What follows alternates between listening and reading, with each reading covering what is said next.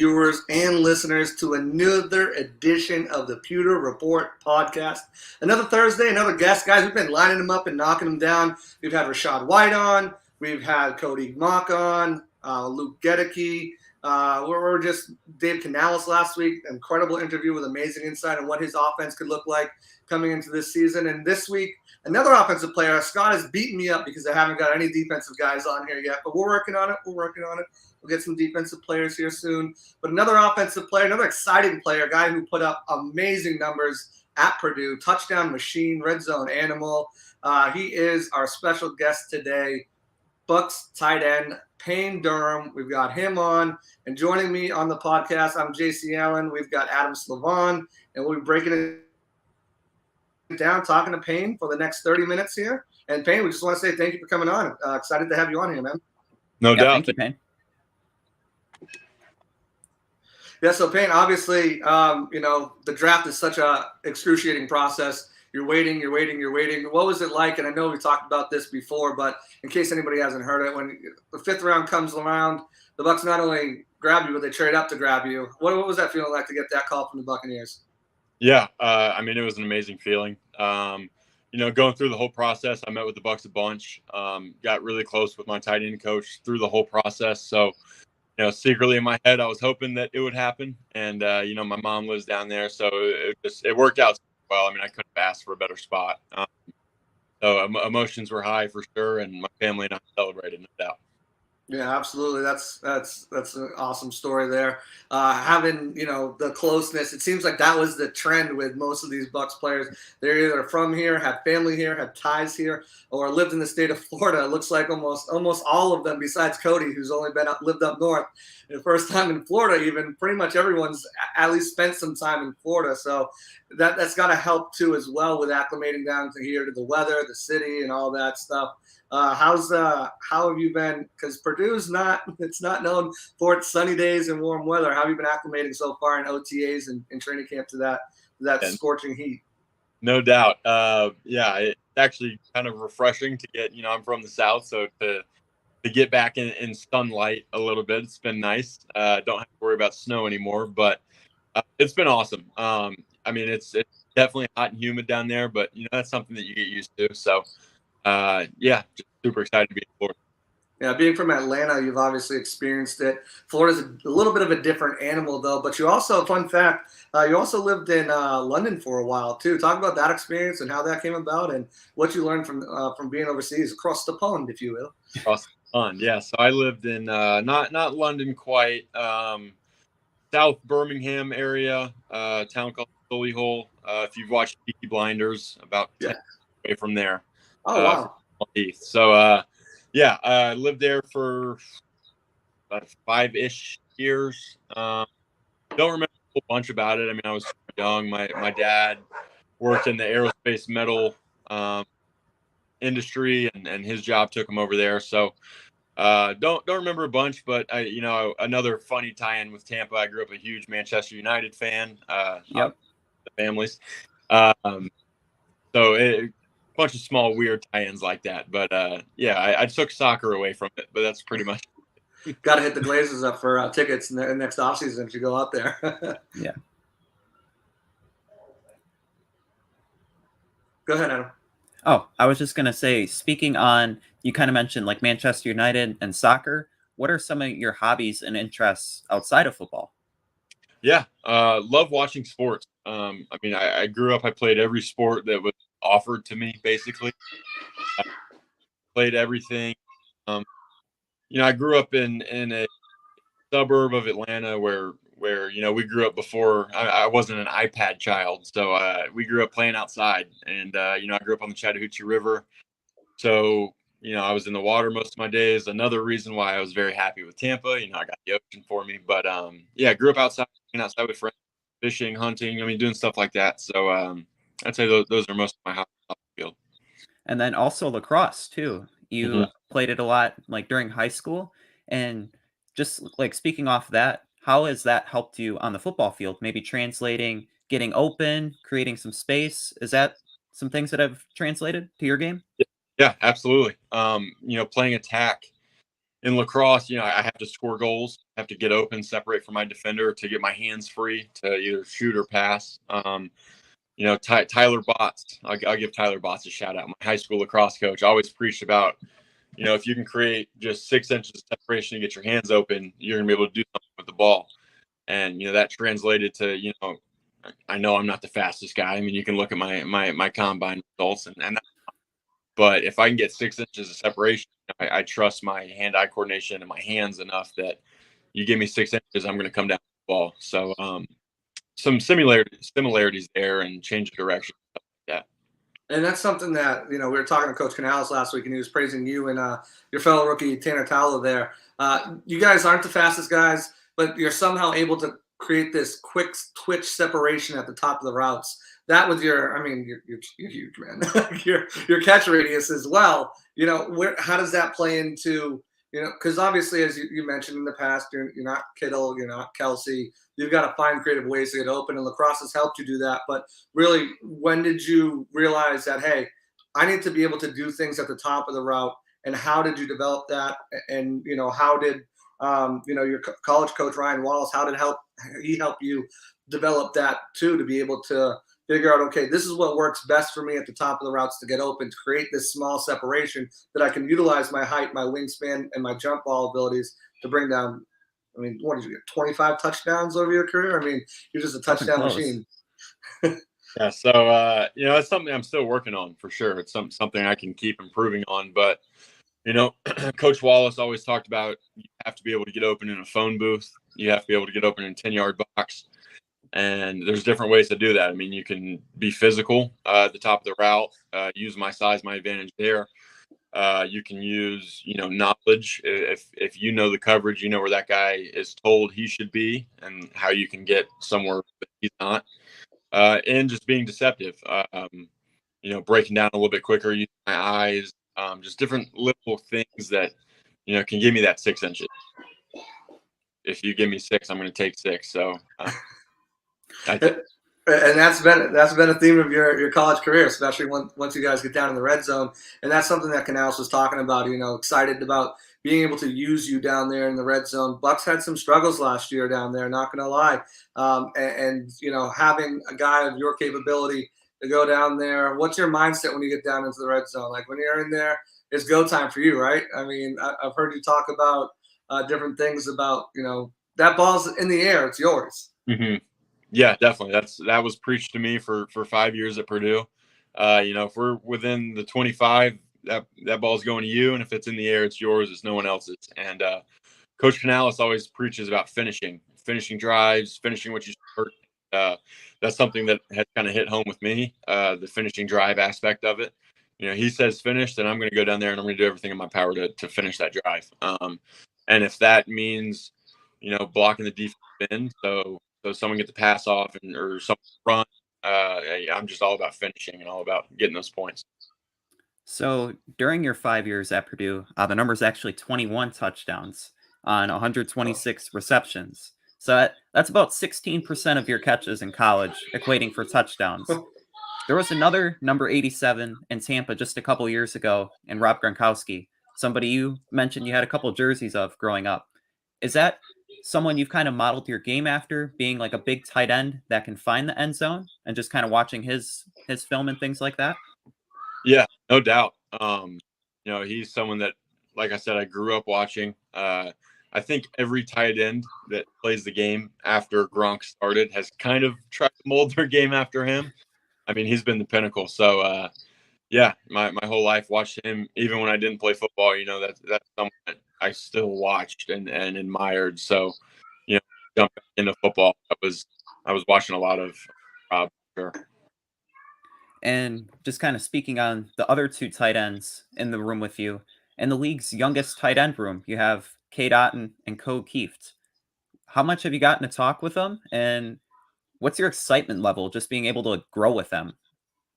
Oh, a whole bunch. I've grown a good relationship with both of them. And Ko actually live in the same apartment complex, so we'll be a little bit closer. Cade's awesome. Cade's just a great, young leader of the room. He does everything super well. Trying to take things that I can translate. and Co does as well. So it's super exciting being with young guys that are still learning and growing. Neither guy is peaked. They're just going to continue to get better, and I hope I can catch up to them and continue to get better with them. So super exciting. When my tight end coach John Van Dam, when I got drafted, he said that should put a chip on our shoulder as a room. We're the youngest room in the country, so why not let that motivate us and push us better. Speaking of Coach Van Dam, what kind of presence has he been for you? Obviously, going from Ryan Wallace to Van Dam, he's a younger coach himself, just his second year as a tight ends coach. But working with him, obviously, he's working with a bunch of young guys. What has he done for you for your game so far in just a short off season? Yeah, I mean, he's awesome. I'm very happy that he's my coach. Very technical. Wants everything technique wise to be right, which is something that I'm very happy about. We'll watch the film, break it down. He'll tweak something, big or small, and he does a really good job coaching me. So I'm very appreciative of him, and I'm excited to play for him and continue to grow this out. Yeah, new coaches all across the field with Brad Idzek, the wide receivers coach, new running back coach, the offensive line coaches, and obviously Van Dam are holdovers. But the biggest move is Coach Dave Canales. Obviously, his offense in Seattle is going to be kind of based on that McVay Waldron offense. How much have you watched of that tape of what the tight ends did up there? I know they had Disley, they had a couple other guys up there. How much of that have you watched, personally, and just kind of studying what your role might be in this offense as a rookie? Yeah. So most of our, not most, all of our installed tapes are guys. So kind of forced to watch them, but Will Disley is a heck of a tight end, and he was very involved in that offense, which is awesome to see. And Coach did a job of really explaining why we're doing things. Doing this to help this out, doing this to open that up. Does a great job of really coaching and explaining all that stuff, and he's just an awesome guy. You guys talk to him, and just a fun person. So yeah, it's been super exciting, and watching those other tight ends, it definitely is. It's reassuring and feels good to see how they were used. Yeah, as far as the system itself, what are some of your biggest takeaways from it? Yeah, we're gonna run the ball, and we're gonna run it down your throat, and we're gonna block it up and try to stop us. And if you figure that out, then we got 10 more things coming right behind it to go off of that look, and that's one specific look. We got a bunch of those. So just attacking you from all different angles. He preaches the football is the ball game. So we're going to take care of the ball. We're going to throw it around. We're going to run it around, and I'm super excited to play in this offense, especially for. Now, obviously, you weren't here last year, but with Canales, it feels like the energy in the building is just through the roof right now. Talking to some of the other guys, Cade and Co, who you're closer than other guys on the team, do you get that sense that, last year everything didn't go perfectly and you can't speak to that, but this year there's a new sense of like energy and vigor, and everyone's just really excited to learn this new offense and get on the ground running? Yeah, no doubt. Yeah, I can't speak for, but when I walked into the building, it's high energy and the offense is ready to go. Obviously I'm still learning, and I think everyone's still learning, but it's the type of energy that you bring is, guys want to play. I want to play for that. Super excited about hitting the ground running season for sure. So with coming down to Tampa Bay, there's going to be obviously a new quarterback throwing the ball to you, whether that's Baker Mayfield or Kyle Trask. Throughout minicamp, being able to see them live, what are your impressions on each of them and what they bring to the table? Both of them are super smart quarterbacks. Obviously, both of them are very talented and gifted, but what I've taken away is smart, and they know where to put the ball in every look that you can give them. Our defense is giving us a bunch of different looks, and those guys have just been on the money. It's been really cool to meet those guys, grow with them, and them have helped me out and given me tips here and there. So it's been awesome, and really, really thankful guys. for me coming in as a rookie. And then just kind of branching off of that, what was your first OTA mini camp experience like? Was it something you expected, or what are your thoughts on it?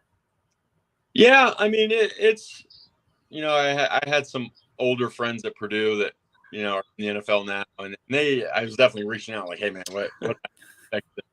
But yeah, I mean, it's what I expected. Obviously they're for good football, that's why they're there. Right. One of the main differences I noticed, everyone on my team now is super smart. In college, if any of my boys are watching this, I love you to death. But not one is football knowledge something, but sometimes in college you can get by just knowing what you're doing and that's it. But here I'm hearing the linebackers helping out the defensive line, or helping out the safeties, and Tristan is telling me what I'm doing on this play, and it's just everyone's super smart and we're all together and dialed in. So that's one of the main differences that I've noticed. It's been really good.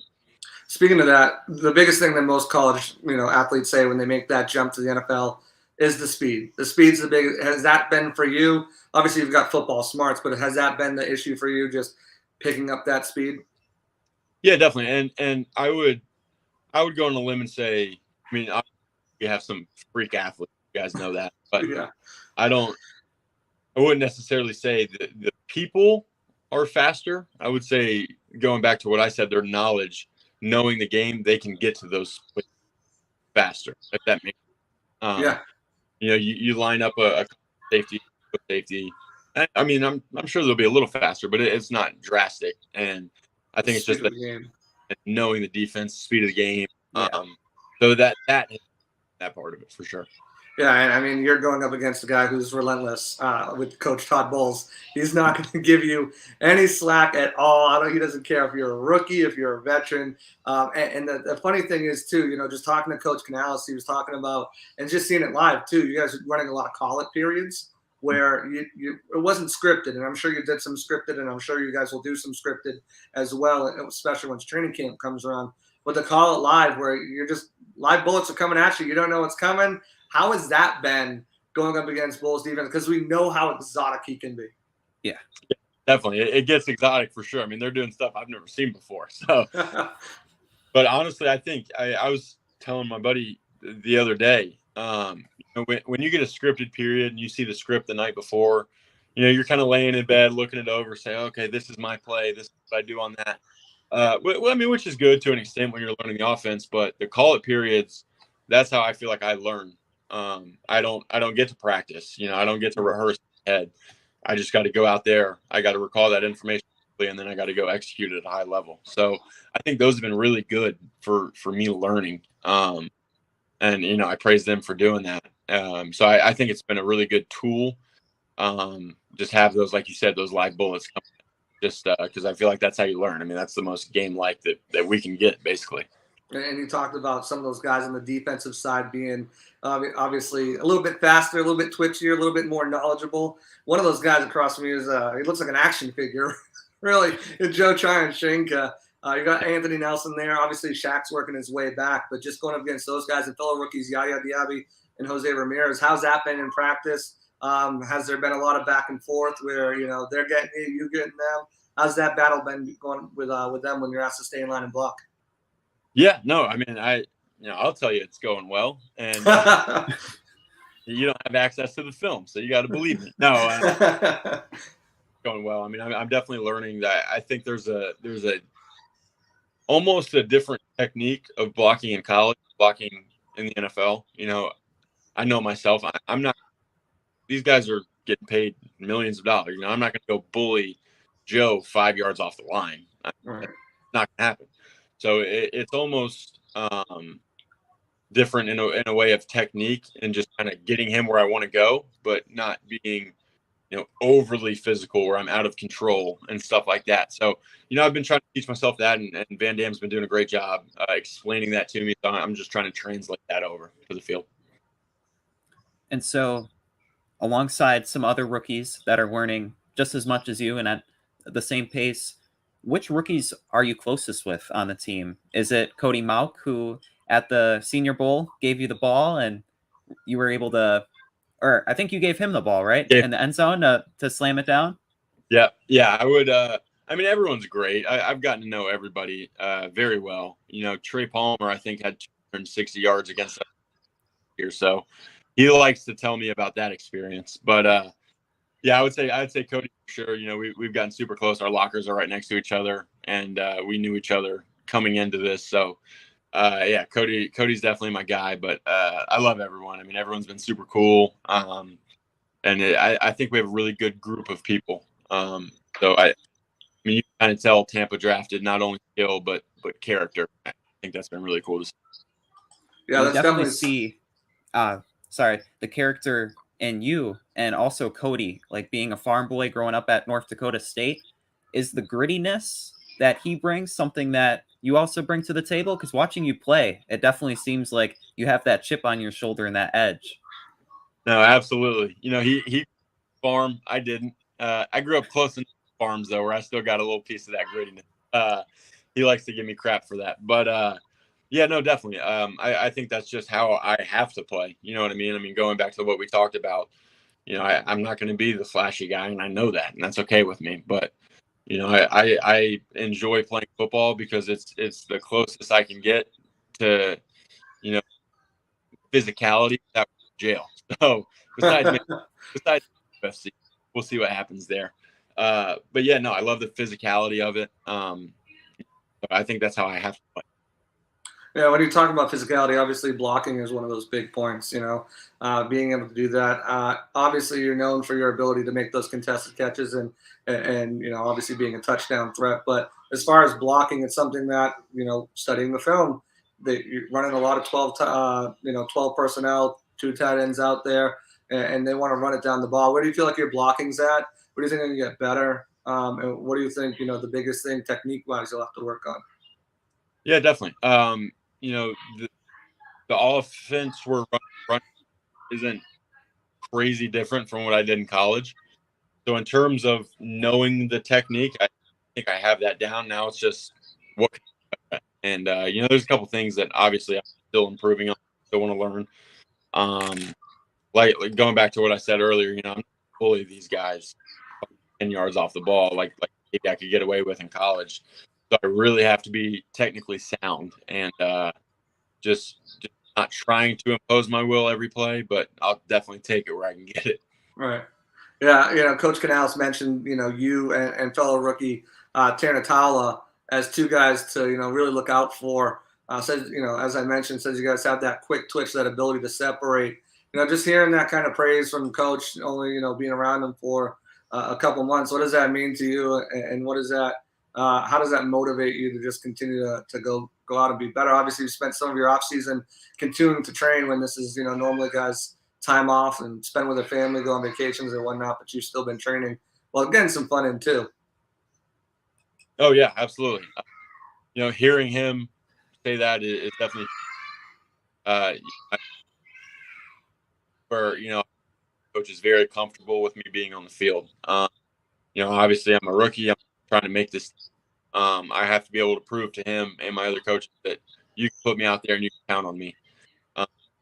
So getting that acknowledgement from him is really cool. And about training camp, I'm trying to get a whole bunch more than that. So yeah, going to what you said about the offense, I'm a rookie. I got my toes in the NFL. In terms of vacation, hanging out with people.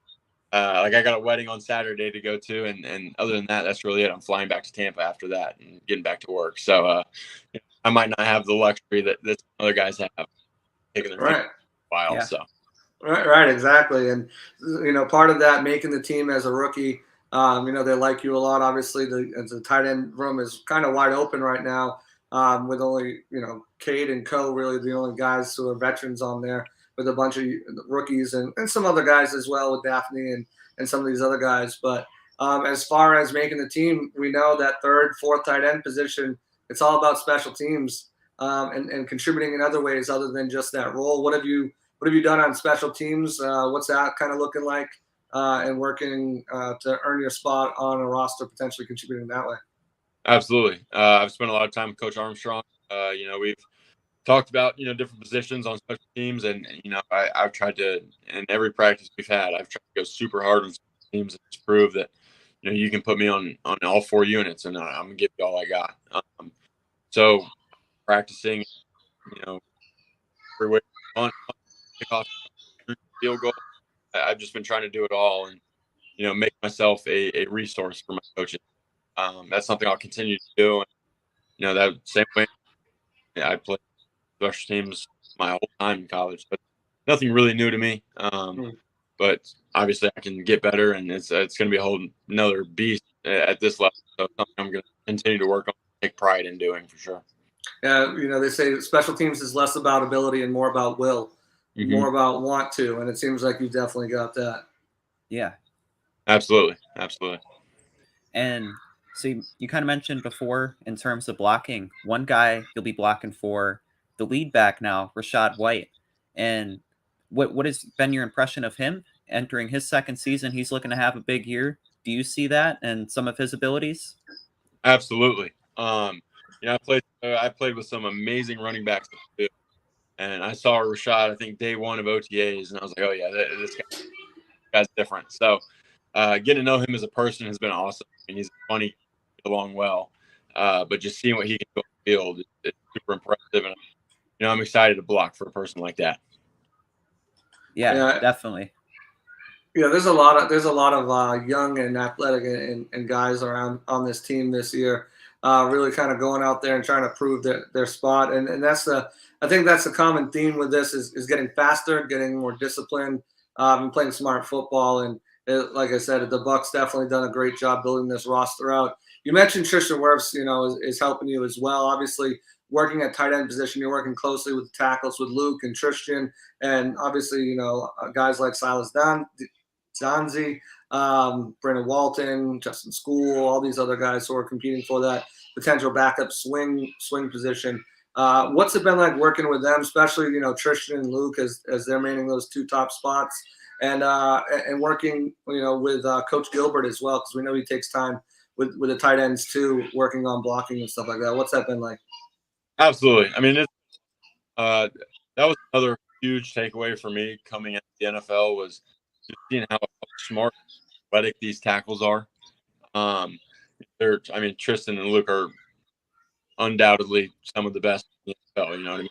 Also be able to come and really watch them, see how they work, see how they communicate with each other, and try to take pieces from them. But those guys have been really cool, and top to bottom. I mean, I've gone in with everybody, so it's been really cool just to see that level of person, but also player, and go from there with those guys. 2 of the strongest guys on the team too. I think they go back and forth each week with who's putting up the most weight there. That's got to be fun. I've given Tristan some we beat you guys a couple times in college comments. So talking trash with the guys on your own team. Speaking of that, are you a trash talker? Is that something you do in the field, or you kind of let your play do the talking?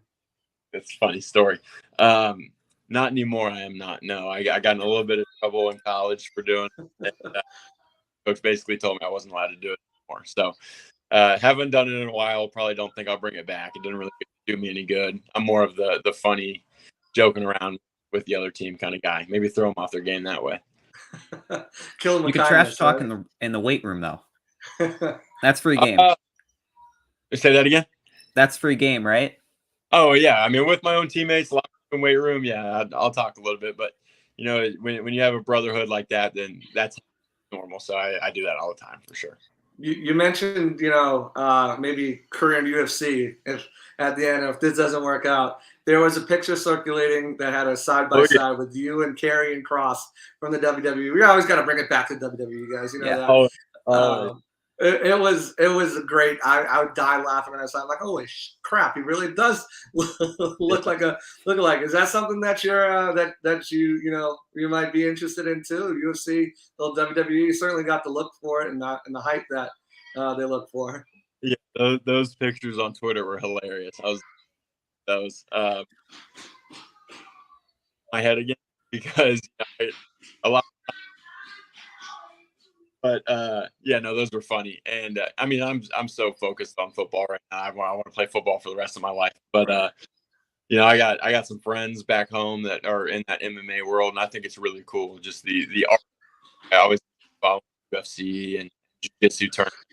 That's something that I've always been pretty interested in. Mike Evans is really big into it too. Link up in. with him and chat with him about it because he's definitely into it. Before we let you go, because I want to thank you for your time. I just you've got such a cool name, and my son's name is unique too. I named him Cannon. Payne is such a cool name. How did your parents come up with that? Yeah, so my great maiden name was Payne. So it's been a family last name for a long time. There was some fight between my parents. My dad wanted to name me Major, and my mom wanted my middle name Payne. Payne, that'd be cool. Payne is my middle name. I don't know if you guys know that or not, okay. But I go by William. I don't think that suits me very well, so I'll stick with my middle name at my whole life. But yeah, there were some arguments about the whole Major Payne issue, and looked like that one. But yeah, Payne's family name, and I've gone by it my life, so it's pretty special to me. It's pretty cool. Yeah, it's definitely unique. It's different, and it suits your play style too. I definitely think watching some film of you. But I want to thank you so much for giving us your time. I know you're busy, trying to enjoy yourself before you get back down here and get back to the grind. Would you have just anything you'd like to leave the fans with? I know they're excited to have you on and kind of get to know you and get to know a little bit more besides what we get in press conferences. Anything you'd like to leave the fans with? Yeah, I mean, just I'm super grateful for you guys. You guys show out, and I'm pumped for you guys. I'm pumped to give you all I got, and I hope you guys know that every day that I'm a Buccaneer, I'm gonna give you 110%. So super excited to meet you guys, interact with you guys, and super excited to see you in Raymond James.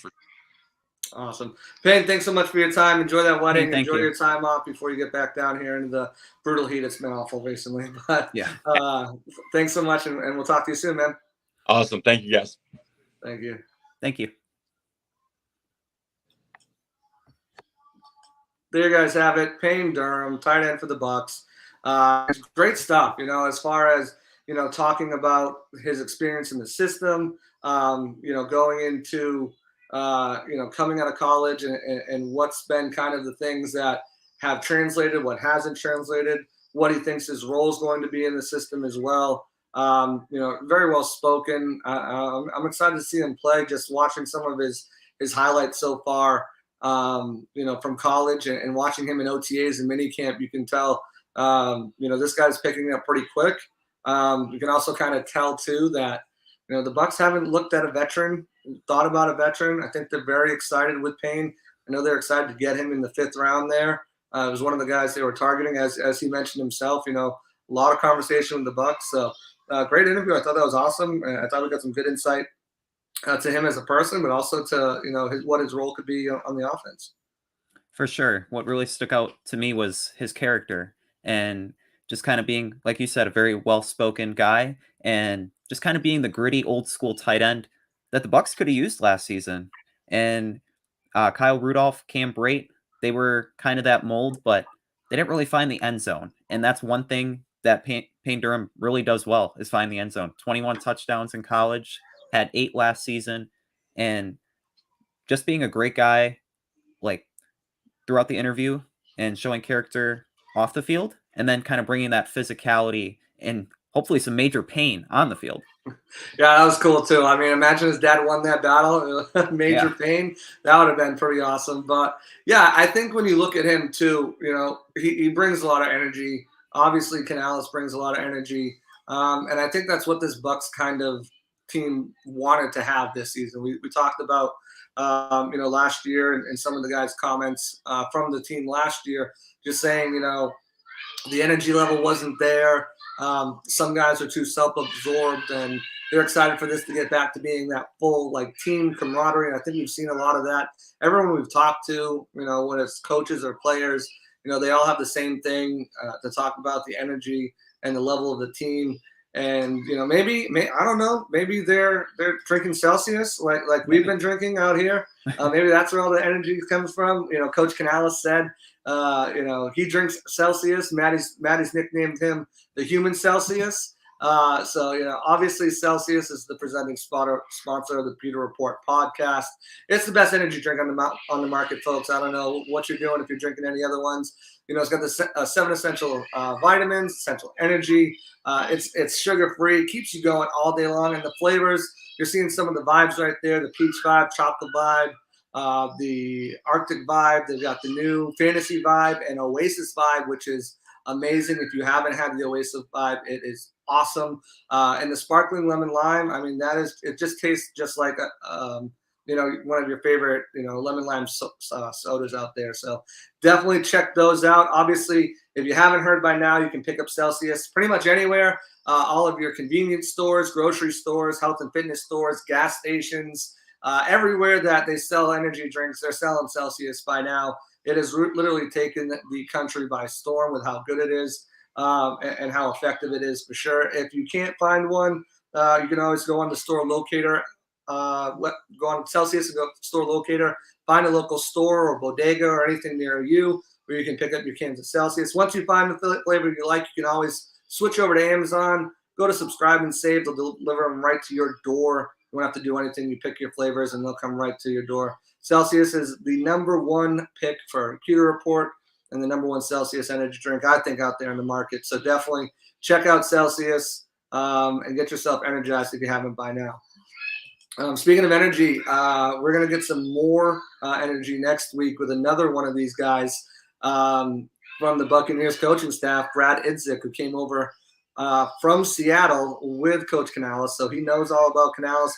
We'll talk to him about, the offensive system, the style, what Canales has, his transition into a play caller, what he's seen of Canales' growth so far there. We'll talk about his thoughts on the wide receiver room because the wide receiver room, obviously at the top, we know it's looking good, and we heard a couple of names to watch out for from Coach Canales last week as far as Raheem Jarrett and Trey Palmer, but we'll get some more insight as well on that from Brad Idzik. So definitely make sure you guys are going to tune into that.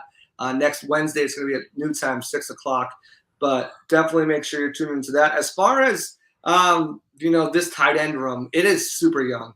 Cade, Otton and KoKieft, both in their sophomore seasons. We've talked to them, and they've spoke to the media, and just the difference having a full off season preparing instead of preparing for the combine and preparing for your pro day has made so far for them. But what are your expectations for this group? They are very young. If injuries do happen, you're thrusting potential 5th round pick or an undrafted free agent, maybe if Tanner Taula makes the team, or some journeyman veterans with Dominique Daphne. What's your thoughts on this tight end room as a whole? And are you confident that they'll be able to go wire to wire for a full 17-game season? That's a great question. And kind of looking at the Seattle offense last season under Shane Waldron, you saw 3 tight ends, and Noah Fant, Will Dissly, and Parkinson all have a big role in catching short passes and kind of being safety valves. They had 50, 34, and 25 receptions respectively. And best case scenario, the Bucs are able to do that with a 3-headed monster of Otton, Durham, and Kieft. And just seeing Otton take that next step.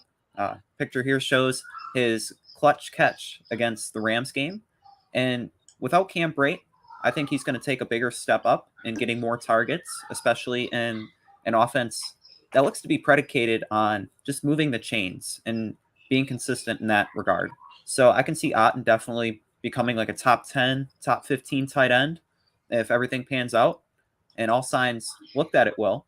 And then you have a guy like KoKieft in his second year, served as like a fullback last year. I think he'll get a few more targets in the passing game, and then mixing in a guy like Payne Durham in the red zone that was such an issue for the Bucs, and being able to put points on the board. And a big part of being able to increase the point total this year will be a guy like Payne Durham catching some touchdowns. Yeah, I think when you look at last year, I said this, previously after Cade Otton was drafted, I think he really needed a year in the offseason program to really get bigger, stronger, be able to really handle those blocks. He did a great job. Obviously he let some guys through last year, but I think this year with a full season to really hone in, work on his craft, get with the strength and conditioning coach, another year with his tight end coach, I think we're going to see a big jump from Cade. And I don't think he's going to light the league up on fire or be maybe a viable option in fantasy, or if you're looking at it that way. But I think he can be a big part of this offense. He's your traditional wide tight end. He's going to be able to block. He's going to be able to catch. And really, with this offense, what they're going to utilize with that 12 personnel is going to give him a lot more opportunities to be on the field. And like you said, there's no Cam Brate here.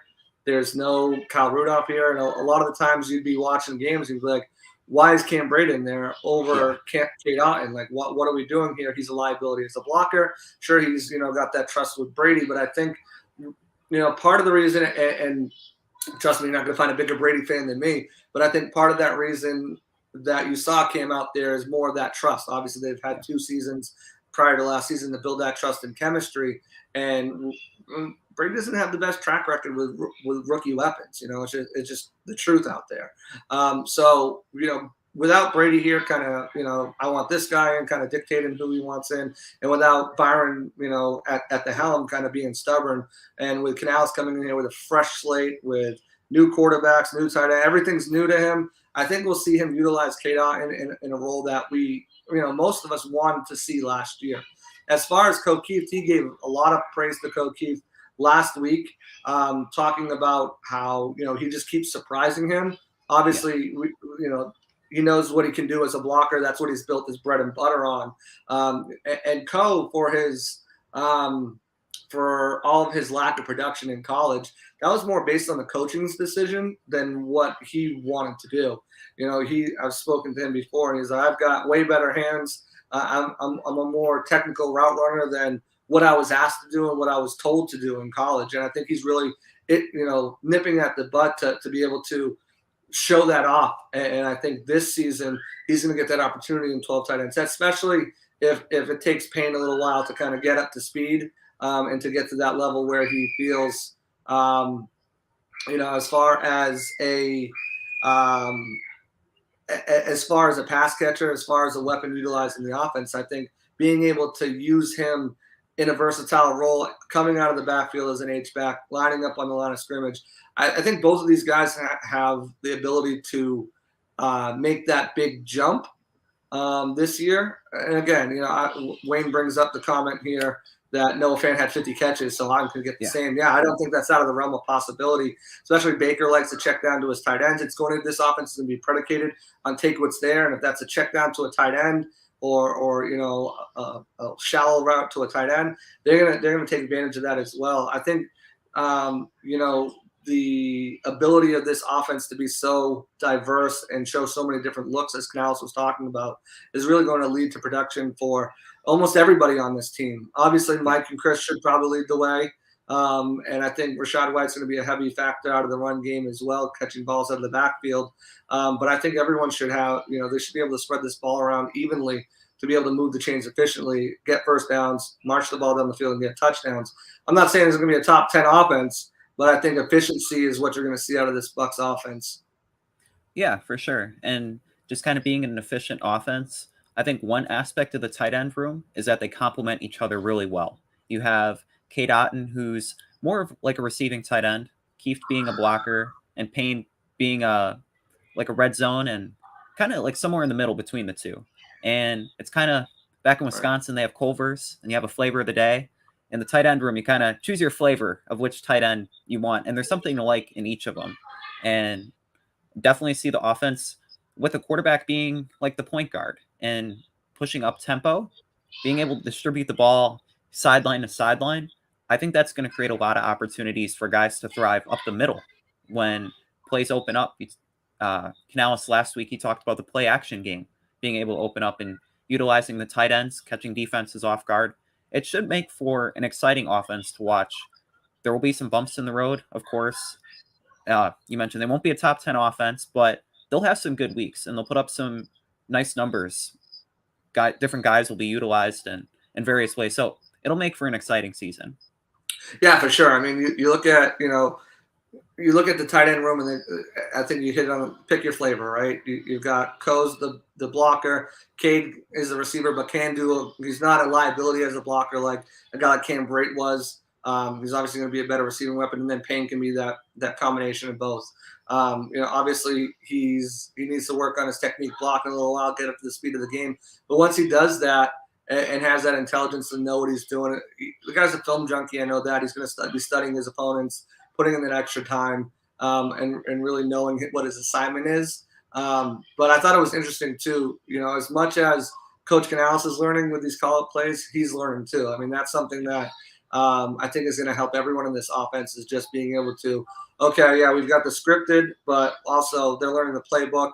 In the season, it's a little different because you're just learning the installs each week.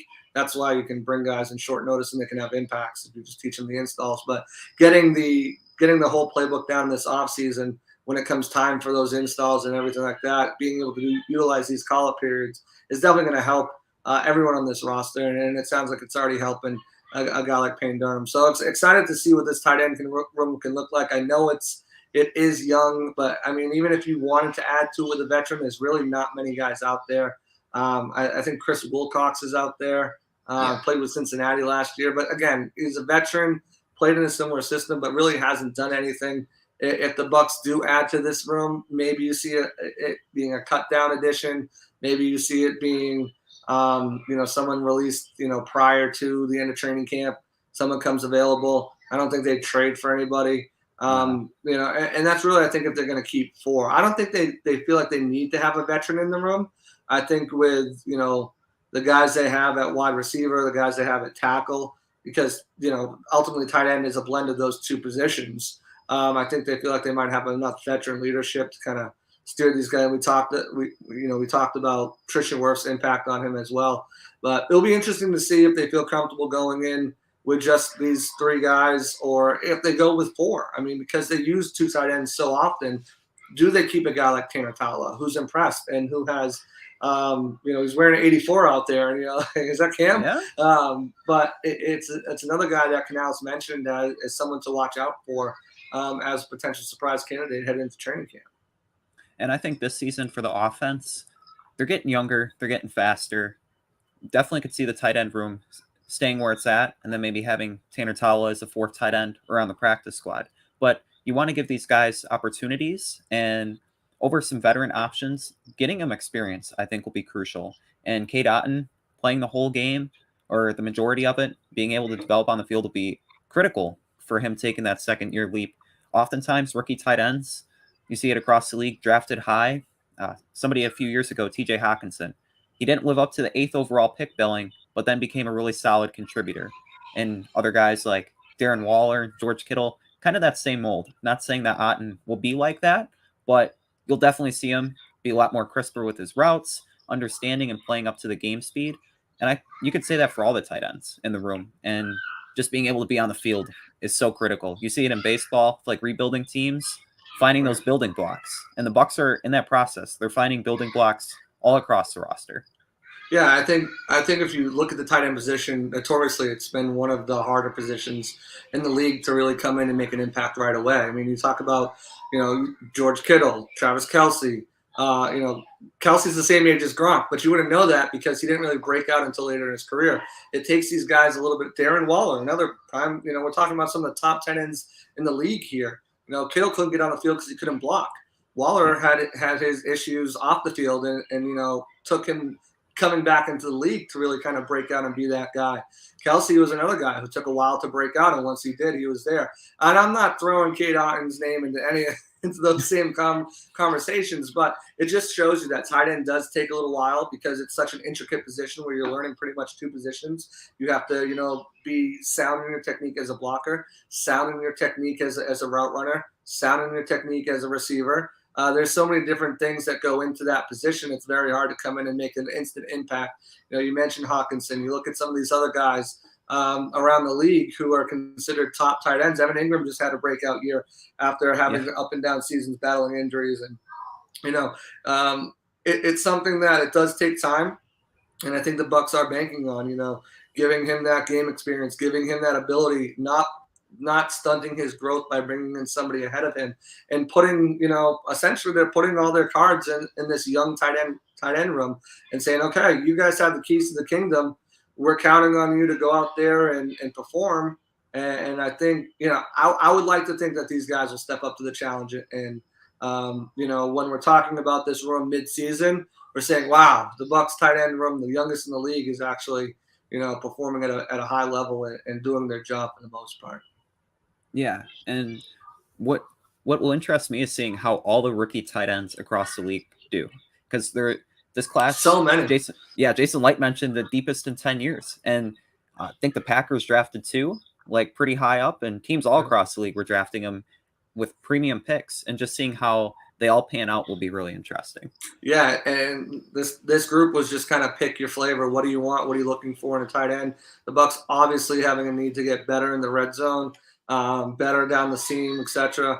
With someone who can make those contested catches, and that's what Payne was known for. So they waited a little while. They were attached to some of those higher names, Michael Mayer, Dalton Kincaid. But it's going to be interesting to see, because obviously we know it's all about fit. I'm not expecting the world from Payne Durham this season. But, let's talk about that. Realistic expectations for Payne. What do you expect out of him? Obviously, we know about his red zone ability. What do you expect out of him? How many touchdowns, let's not do yards, but catches let's do like a from here to here in touchdowns. What do you think he ends up with this year? Yeah, I think if he can keep up his college production of a touchdown on every 16% of his catches, something like 30, 35 receptions maybe for like 5 to 7 touchdowns, I think could be a really solid ceiling. And I would temper it around that area. Yeah, I think if he gets around, 3 to 4 touchdowns, let's say, 25 to 30 receptions, around, 3 to 350. I think that's a solid year for him. And I think that's contributions that the Bucs would love out of their third tight end. And you say that he's the third tight end, but it's really going to be interesting when it comes to how they utilize them, how they run those 2 tight end sets. Is it going to be with Ko, or are they going to switch it up? Because we'll say Cade's probably going to be out there, on a majority of those sets. Is it going to be Ko? Is it going to be Ko until they get into a certain area of the field? How are they going to split those up? And it also, of course, depends on his ability to, pick up the playbook and really make an impact. But I think if he gives you 3 to 4 touchdowns his rookie year, 20 to 30 catches, I think you're through the moon if you're the Bucs, and I think that's a heck of a pick. You look at a guy like, someone who else came from Purdue and had a solid career in Jack Doyle. You look at what he was able to do. I think if the Bucs have any sort of production like that out of Payne for a 5th-round pick, I think it's good. And I think this year too, more than others, Light has a track record for not doing so well in the latter half of the draft on day 3. But just looking at the players that he selected with, Payne Durham, with Jose Ramirez and Trey Palmer and these other, and Servassier Dennis, I think this could be a year where you look back and you say, wow, these guys might not be starters or world beaters, but they're heavy contributors on this offense. And I think you'll look back at this draft and say, from top to bottom, with an exception of maybe a guy or two, that this was a home run draft for Jason Light, especially on day 3. I agree. And just seeing Payne Durham, Jose Ramirez, Trey Palmer, and Servassier Dennis, and listening to them, looking at their college production, you see a lot of guys we alluded to earlier being high character and then also playing well on the field. And I think they're going to gel really well with the roles that they're needed to fill. They're not going to, like Servassier Dennis, he's not going to be expected to be the second inside linebacker in a Todd Bowles defense. But just being able to come in, maybe have higher upside than KJ Britt. You have a guy like Jose Ramirez, might be developing a lot behind the scenes, but when he's on the field, he might have a sack or 2. You never know. And just seeing Payne Durham as like the third tight end, sprinkling them in, and 2 tight end sets, there's a lot to like with the Bucs late round draft picks. And this could really change the reputation Jason Light has for maybe whiffing on some of those picks. Yeah, especially in the day 3. He's been solid Yeah. round 1, 2, 3, 4. Even somewhat 5. He's got some good guys, but that 6th and 5th, 6th, 7th round has kind of been his Achilles heel. He's got some contributors, obviously Grant Stewart, one of them, Scotty Miller for a couple seasons was one of them. But I think he's got a good chance to turn that around this year for sure if these guys all pan out. But we're going to wrap it up here soon, guys. I just want to thank you, obviously, for tuning in. We got some awesome shows next week, and I'll talk about those here in a minute. But you guys know where you can find us. If you're not following us on our socials, Twitter, Instagram, Facebook, definitely go do so right now. The content has been pumping out. YouTube TV, YouTube, Pewter Report TV, definitely check us out there. Go like and subscribe. If you guys are watching on Twitter or Facebook, make sure you head on over to YouTube, hit that like and follow button. Definitely appreciate it. Helps our algorithm, helps us get us in front of more Pewter people like yourself. We're almost at 11,000 subscribers, so thank you to everyone who's been subscribing to the channel. We definitely appreciate that. Next week, we've got some really fun shows. I mentioned we'll have Brad Idzik on Wednesday with Scott and unknown guest yet, Pewter Report host yet. So we'll definitely have them on, break down the wide receiver room, his thoughts on it, break down, his thoughts on Canales and his growth as a play caller so far through the offseason, and some more fun stuff as well. Monday, we're going to have a really fun show because it is 4th of July weekend. We are not here on Tuesday, but Monday we'll have a pod here at 4 o'clock. We're going to be talking about which Bucs would you invite to the barbecue, which is going to be a fun one, definitely a fun one. This is the last Pewter Report podcast of the week for us. But, I'm thinking I'm not going to be on that pod. So I think if I was going to bring someone to the barbecue, I think Jamel Dean would just be a fun time. Yeah. He's always a fun time. I think Patrick O'Connor would be a lot of fun too. Rashad White would be there. Tristan Wirfs, absolutely. Rashad White would be kissing babies and making friends with your family by the end of it. He's just everywhere right now. But I think this season too, there's a lot of guys here who are just really personable guys, and I think you'd really have a lot of fun with it. So I'm excited to see what the guys think, who they're going to invite to their barbecue. But other than that, that's going to do it for us. Adam, thanks so much for hopping on here. Any final words, final thoughts for the Bucs fans this weekend, for the Pewter Report fans this weekend? Stay safe and have a happy 4th. Yeah, absolutely, guys. Have a great 4th of July. Remember to utilize those rideshare services. Don't do anything dumb that can get yourself in trouble. Play some cornhole, eat some barbecue, watch some fireworks, enjoy your time with friends and family. And again, guys, thank you for joining another edition of the Pewter Report podcast. For Adam Slavon, for myself, JC Allen, we are out of here. Until next week, we'll catch you guys later. Have a happy 4th of July. See you next week. Out.